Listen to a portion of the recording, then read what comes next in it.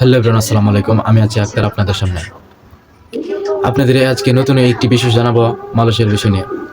মালয়েশিয়ার ভিতরে এখন নতুন আপডেট চলছে। আগামী মাসের 10 তারিখে নতুন আপডেট আমরা পেয়েছি। আগামী মাসের 10 তারিখ থেকে নতুনভাবে কর্মী নেওয়া হবে, নিয়োগ করা হয়েছে।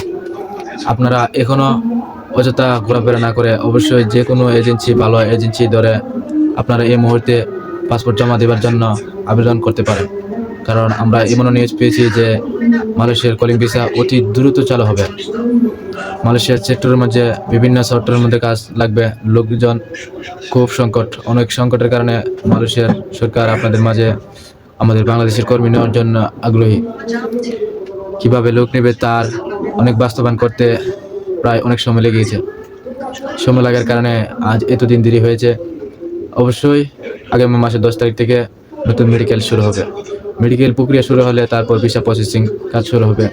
আপনারা অবশ্যই এই মুহূর্তে নিউজ যে পেয়েছেন, আপনারা অবশ্যই এই নিউজটি কাজে লেগে যাবেন। ভালো এজেন্সি ধরে সঠিক পরামর্শ দেখে যে এজেন্সি ভালো তাকে ধরে আপনারা পাসপোর্ট জমা দিয়ে দিবেন। জমা দেওয়ার পর মেডিকেল আগামী মাসের 10 তারিখ থেকে আরম্ভ হবে।